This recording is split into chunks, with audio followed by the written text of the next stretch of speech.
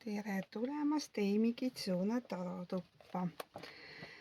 Mõtlesin, et teen täna sellise üldise lugemise, mis on praeguse nii-öelda taevaseisude keerulise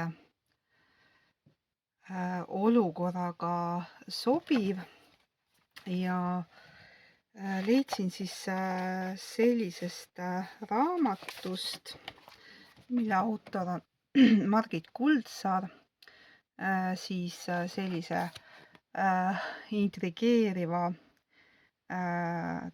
taroladumise skeemi, mis on lihtne ladumine. Tema on selle pealkirjastanud nii, et mis kurat toimub. Võime selle vandesõna vahelt ära jätta, aga see sobib sellisesse olukorda, kus enam inimene mitte millestki aru ei saa ja tundub, et mõistus on täiesti otsa saanud. Ja siin on nüüd hästi oluline ka see, et 4 kaardiga me vaatame seda igat gruppi. Et kõigepealt seda, et mis siis tegelikult toimub, mille eest ja miks see siis toimub inimesega. Ja mida selle kõigega nüüd peale hakata, on siis 3. kaart ja 4. on, kuidas teist korda mitte sama reha otsa siis astuda. Ja proovin siis seda numeroloogilist lähenemist ka. Aga alustame siis sellest, et teeme siis gruppide tutvustuse. Ja seekord ma püüdsin looduslähedased materjalid valida. Üks nendest on täiesti ilma inimtöötluseta, see on siis grupp number 1 ehk siis kivigrupp.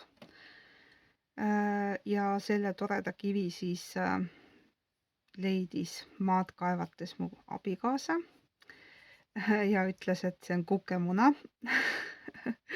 Naljaga pooleks, aga tõesti väga ilus, loodus on lihvinud seda ja olen seda maanduseks siin kasutanud. Nii, grupp number 2 on selline luust paberinuga, mis on päris vana, mis oli minu vanaisa kirjutuslaual ja nüüd on see minu kätte saanud. Ma ei oska öelda, kelle luu see võib olla. Ma tean ainult seda, et 19. sajandi lõpul, 20. sajandi alguses oli populaarne näiteks veise või hobuse luust paberinuga teha. Tõenäoliselt ma arvan, et see elevandiluu ei ole, et see struktuur nagu ei tundu selline. Nii, 3. grupp on siis sellised lusikad, mis on omavahel seotud.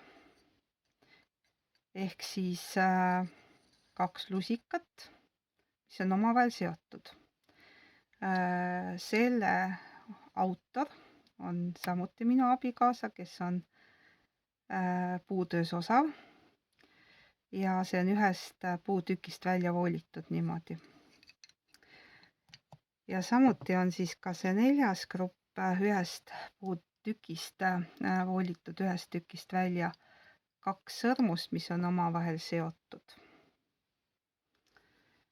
Nii, mõtle, kas sul on viimasel ajal olnud tunnet, et sa ei saa aru, mis toimub, totaalne segadus on ja sa sooviksid selgust saada. Ja võid hetkel siis ka pausile panna, valida siis omale sobiva grupi. 1, 2, 3, 4. Panen aja templika siia alla ja hakkame siis vaatama järjest.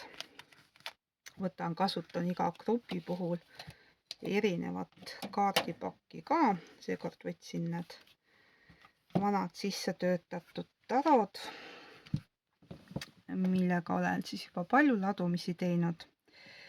Ja alustame siis grupis number 1. Teie võtsite siis selle kõige raskema kivi. Võib-olla olete viimasel ajal tundnud, et justkui mingi raskus rõhub, justkui kivi oleks südamel ja aru ei saa, mis on siis selle nii-öelda melanhoolia ja kurbuse põhjuseks. Ja võib-olla teie puhul ei olegi nagu seda välist indikaatorit nii palju, pigem see sisemine raskus. Vaatame siis, mida kaardid teile ütlevad. Palun 4 kaarti.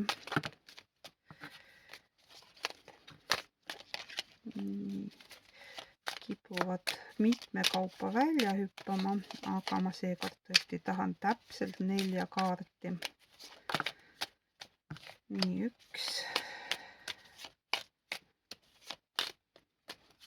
2, 3 ja 1 veel, palun.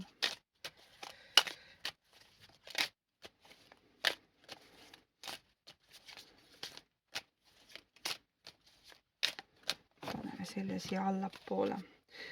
Mina ikkagi alati piilun kaardipaki põhja ka, mis annab siis nii-öelda üldise sõnumi ja seotud on siis pere ja turvalisuse teemaga, see raskus, võib-olla sõpruse teema on siin oluline ja tagurpidi ta meil välja tuli, nii et mingi tasakaal paigast ära nendes valdkondades.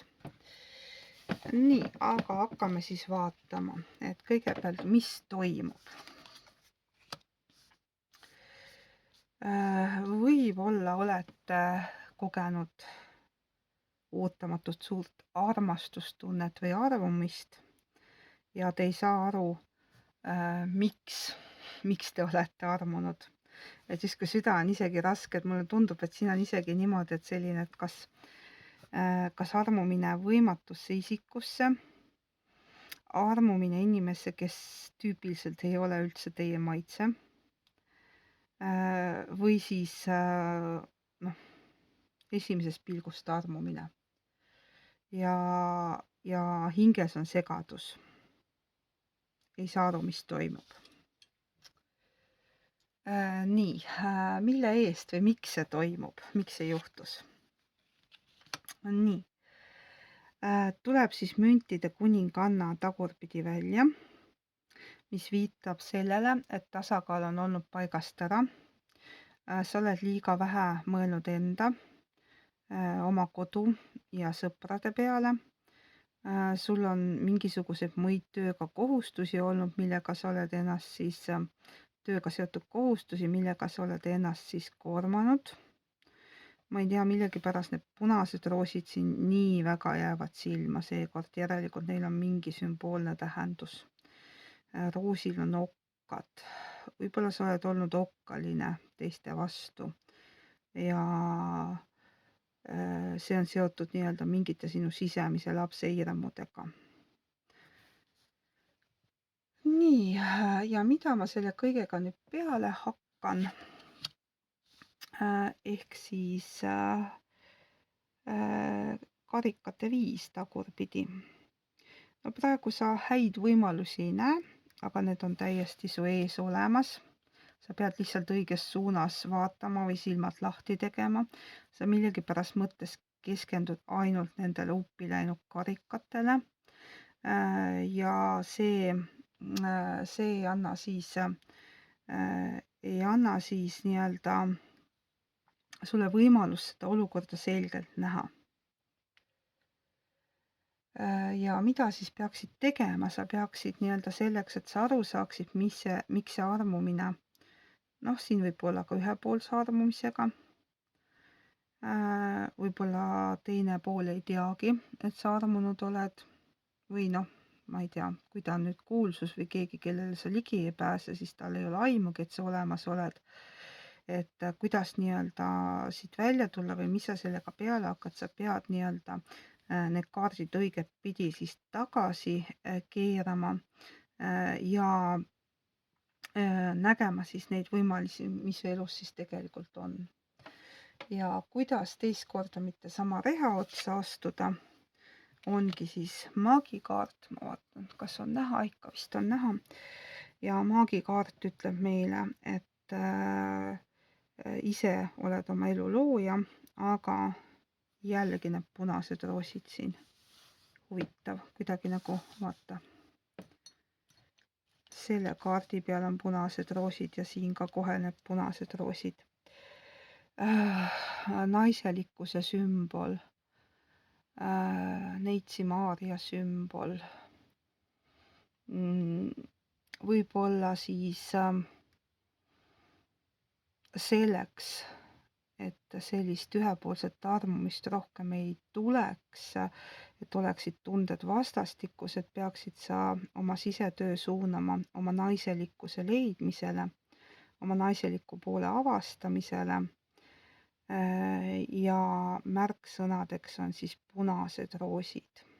Ma ei tea, nende kaudu mingi sünkroonsus sulle tuleb. Nii, vaatame siis numeroloogilise üldsõnumi, mis me siin saame. Armastajad on 6, maag on 1 ja karikate 5 on 5.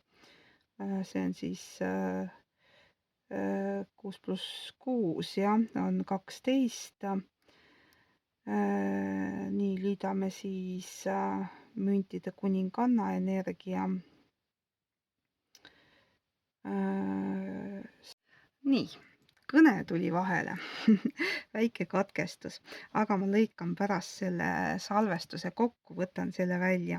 Nii, kus ma oma arvutusega pooleli jäingi? Numeroloogiliselt 6 + 1 on 7, 7 + 5 on 12 ja kuninganna energia on siis baas on 11, rüütel on 12, kuninganna on siis 13. 1 + 3 on 4 ja uskumatu, pea jookseb kokku, loen uuesti, see on siis siit teeb 10, 15, 16, 7 on see energia kokku ja vot see on see merikesega, me oleme rääkinud, meile üks ja seesama matemaatikaõpetaja, et mul ka sama lugu, et vahepeal nii-öelda mõtlemine hajub. Nii, aga ma keeran natukene paremini, et oleks nii-öelda see maak ka siin näha. Nii et saime siis üldnumbriks 7. 7 on taroskaariku number ja see kõik viitab nii-öelda enesearengu teel edasiliikumisele.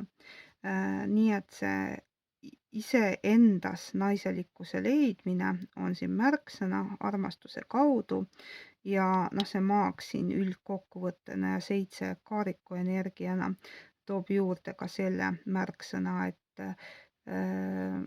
ära otsi nii-öelda armastust väljaspoolt, vaid kõigepealt leia see iseendast ja iseenda vastu armastuse tundmine on siis see võti. Et küll siis tulevad need välised suhted ka ja siis see kivi südamest kaob. Võib-olla oli olulise tähendusega see sinu jaoks ka, et mulle saabuv kõne vahele tuli ja minu arvutamisoskuse täiesti sassi ajas, nii-öelda mõtted mujale viis, ehk siis võib-olla on ka sinul mingisugust ootamatut teadet oodata, mis on siis seotud kuidagi pere finantsilise olukorraga või siis küllusteaduse või puudusteadusega. Nii et armastuse teema oli siis grupil number 1. Nii, läheme edasi. Grupp number 2 valis meil siis selle luu. Terava otsaga paberinuga, aga samas see ei ole mõeldud nii-öelda ründamiseks, see on mõeldud nii-öelda abivahendiks, aga sellised abivahendid võivad valesse kätte sattudes ikkagi piisavalt teravad olla, et haiget teha. Nii, kui kivi oli midagi väljast, siis luu on midagi, mis on meie sees, meie varjatud tugevused, meie varjatud nõrkused, meie alateadvus. Ja alateadvuse mustrit tahaks öelda, sest selle paberinoa peal olev mustrite jälg on ka hästi huvitav. Et iga täpp kannab siin mingit oma lugu. Nii. Aga vaatame siis, mida sinu kohta siis tarod ütlevad. millega siis see sinu suur segadus praegu on, et kus sa mõtled, et ei tea, mis toimub.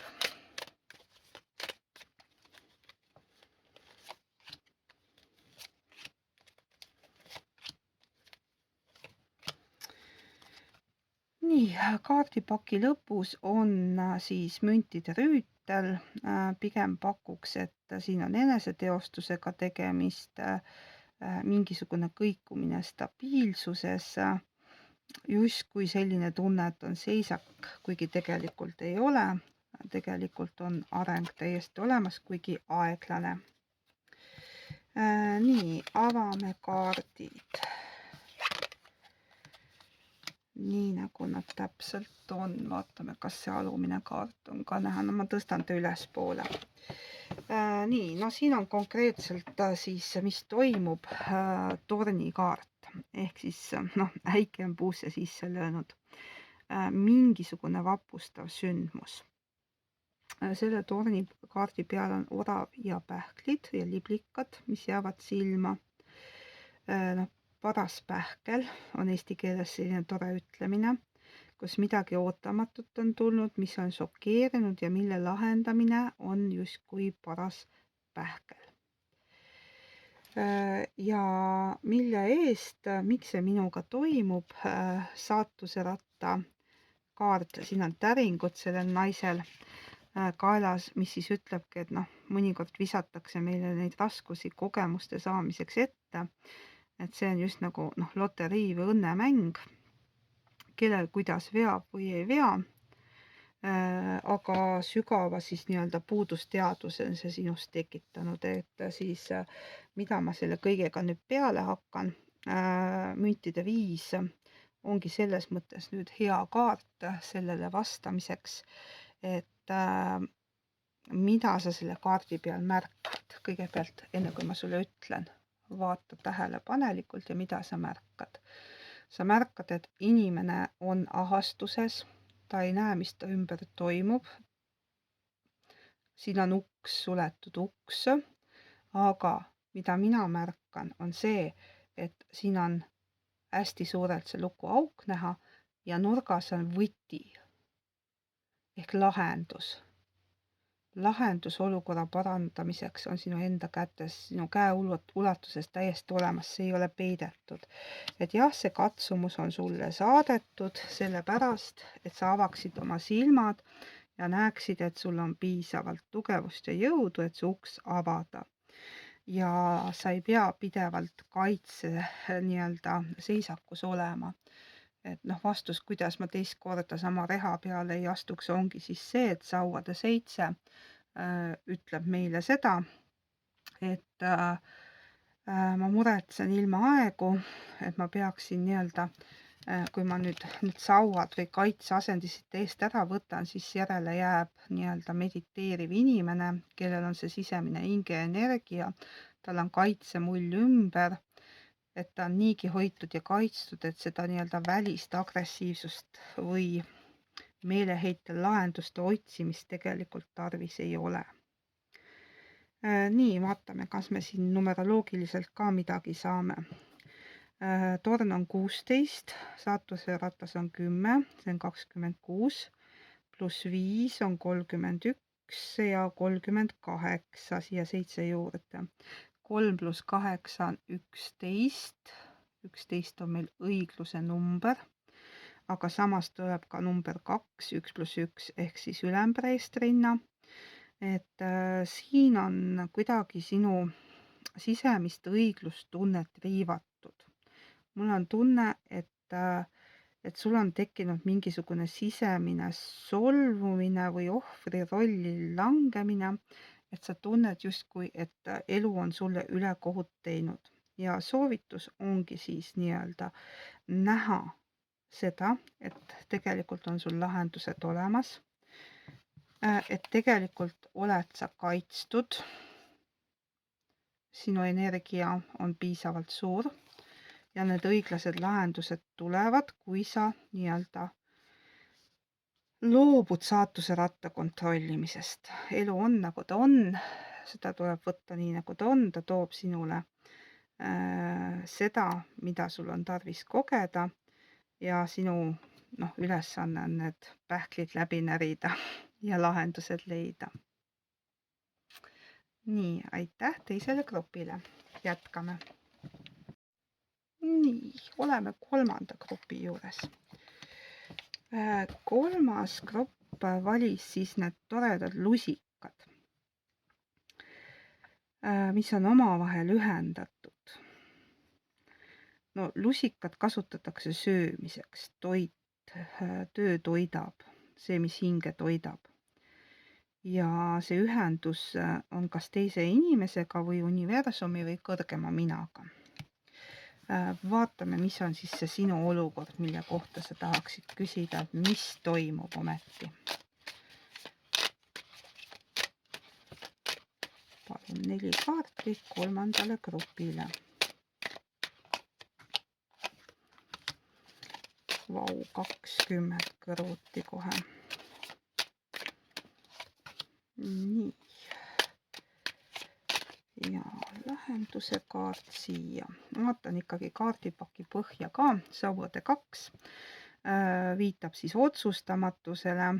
Mingid valikud on vaja teha, kuhugi on tarvis elus edasi minna, mingid lepingud on tarvis sõlmida, aga sa oled justkui oote asendis ja natukene seda otsustamatust kumab siit läbi.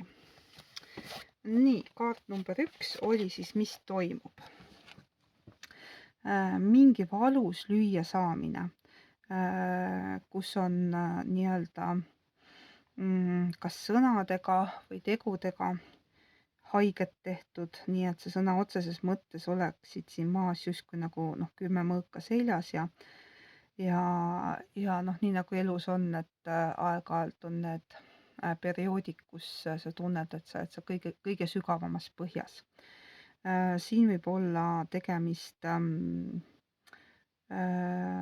stressi, depressiooni, hinge pimeda öö, üksindustundega, mahajäetuse tundega või tundega, et ei saa elus hakkama.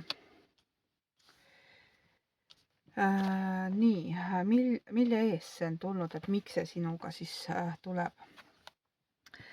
Sauade 10 viitab ka eluraskustele ja need raskused on nagu mingi kogukonnaga seotud, see majake siin jäi mul väga silma. Et tavaliselt siin all nurgas ma ei ole tähele pannud, et see on nagu mingi kindlus või kogukond, kuhu siis see inimene kuulub ja justkui nagu ta tunneb ennast mingist kogukonnast välja tõrjutuna. Et ta peab nagu midagi üksi tegema, et tal ei ole nagu seda tuge, et see tunne. Nii, et milleks see on tulnud, et seda kogemust siis kogeda ja sellest välja tulla. Ja mida selle kõigega peale hakata? Praegu sa tunned justkui see mõõkade 6 õigetpidi oleks selles mõttes väga hea kaart, et raskused jäävad selja taha ja sa näed nii-öelda rahulikumat teed ees ja lahendusi, aga praegu sa neid lahendusi ei näe ja see olukord on tulnud sind õpetama väga-väga keerulistest olukordadest siiski võitjana välja tulema. Võit tähendab ka seda, sauade 6 on reeglina võidukaart, aga mõõkade 6 ka tähendab midagi edukat, et see ümber keeratult sa leiaksid oma sihi, sa muutuksid rahulikumaks ja ei mõtleks üle. Sest mida sa teha saad, sa saad näha seda liikumist, ka väga aeglast liikumist eduna. Praegu sa kipud nägema seda paigalseisuna, et tuli see sauade rüütel tagurpidi välja. Et see kaardikombinatsioon ütleb meile, et sa pead õppima elus edasi liikuma ja vanast lahti laskmist õppima, olgu see suhe, töö, ükskõik mis elukoht, mis iganes vana auto. Et sa pead nii-öelda selleks, et uus saaks sinu ellu tulla, sa pead midagi vana lahti laskma. Nii, ja numeroloogiliselt 26 pluss siis rüütel oli 12, 26 pluss 12 on 38, 3 pluss 8 on jälle 11. Huvitav, täpselt sama, mis eelmisel grupil. Õiglus ja ülempreestvenna 11 ja 2. Ehk siis jällegi see olukord mingis mõttes on õiglane ja sinu kasuks ja seotud sinu sisemise alateadvuse nii-öelda tegemata tööga ehk siis hirmudega. Ja see olukord on õpetanud või tulnud õpetama ja näitama sulle, et sa ka kõige raskematest olukordadest tuled siiski võitjana välja, et sa oled selleks võimeline. Nii, aitäh, teine grupp. Ja tere tulemast, kolmas grupp. Teie valisite nüüd need sõrmused. See on selline tore meistriteos, mida siis mu abikaasa meie õbe pulmadeks kunagi, nüüd varsti siis juba 6 aastat tagasi meisterdas ja ta tahtis näha, et kas ta on nii osav, et ühest puutükist suudab nii-öelda 2 omavahel seotud sõrmust välja voolida. Noh, lihtsalt noa ja liivapaberi kasutamisega. No, näpu otsas nikerdatud ja suutis. Ehk siis see on justkui ütleme niimoodi, et võimatuna näiv ülesanne on siiski lahendatav. Võiks selle grupi märksõna olla. Nii, aga vaatame, mis siis teid segadusse ajab või mis tekitab küsimuse, et mis toimub. Nii.